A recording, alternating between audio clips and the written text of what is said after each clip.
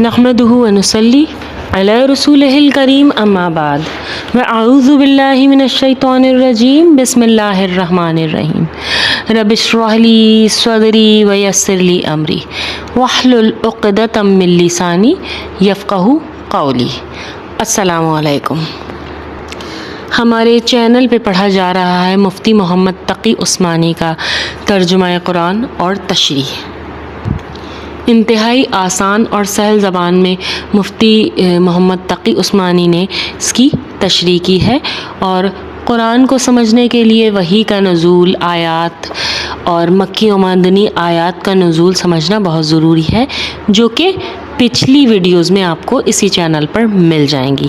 پچھلی آیات کا ترجمہ دیکھنے کے لیے بھی چینل کی پچھلی ویڈیوز دیکھ لیجئے۔ آج ہم پڑھیں گے سورہ بقرہ آیت نمبر 74 یعنی 74 سے۔ شروع اللہ کے نام سے جو بڑا مہربان اور نہایت رحم کرنے والا ہے۔ آیت نمبر 74۔ ثم قست قلوبكم من بعد ذلك فهي كالحجارة أو أشد قسوة وإن من الحجارة لما يتفجر منه الأنهار وإن منها لما يشقق فيخرج منه الماء وَإِنَّ مِنْهَا لَمَا يَحْبِطُ مِنْ خَشْيَةِ اللَّهِ وَمَا اللَّهُ بِغَافِلٍ عَمَّا تَعْمَلُونَ۔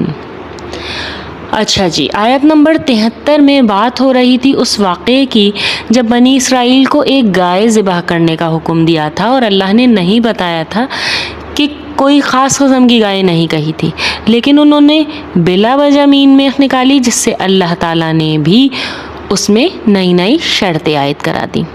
اور وہ گائے اس لیے ذبح کرنے کے لیے اللہ نے حکم دیا تھا کیونکہ ان میں سے ایک نے اپنے بھائی کو قتل کر دیا تھا، اور پھر قاتل کا ایک ٹکڑا مارنے کا حکم دیا، جس سے اس مقتول نے اٹھ کے اپنے قاتل کا نام بتا دیا۔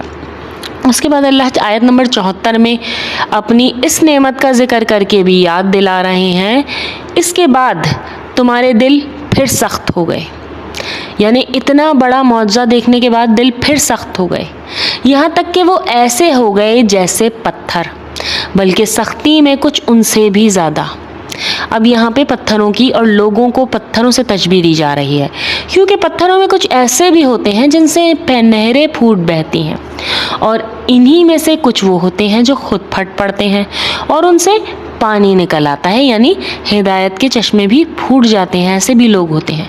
اور انہی میں سے وہ پتھر بھی ہیں جو اللہ کے خوف سے لڑک جاتے ہیں، یعنی کہ بعض مرتبہ تو پتھروں سے چشمے نکل آتے ہیں، جیسے بنی اسرائیل خود بھی دیکھ چکے تھے کہ کس طرح سنگلاخ چٹان سے پانی کے چشمے پھوٹ پڑے، اور بعض اوقات بھاری مقدار میں تو پانی نہیں نکلتا، مگر پتھر شق ہو کر تھوڑا بہت پانی نکال دیتا ہے، اور کچھ پتھر اللہ کے خوف سے لڑک پڑتے ہیں، جیسے لینڈ سلائیڈنگ ہوتی ہے پہاڑی علاقوں میں، وہ بھی اللہ ہی کے حکم سے ہوتی ہے، اس سے اموات بھی ہوتی ہیں، تو ان کی موت اسی طرح لکھی ہوتی ہے۔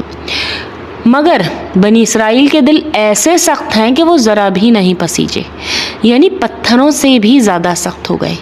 کسی زمانے میں یہ بات کچھ لوگوں کو سمجھ نہیں آتی تھی کہ پتھر جیسی بے جان چیز میں خوف کا کیا تصور، لیکن قرآن کریم نے کئی جگہوں پر واضح حقیقت فرمائی کہ جن چیزوں کو ہم بظاہر بے جان یا بے شعور سمجھتے ہیں، ان میں کچھ نہ کچھ شعور تو موجود ہے۔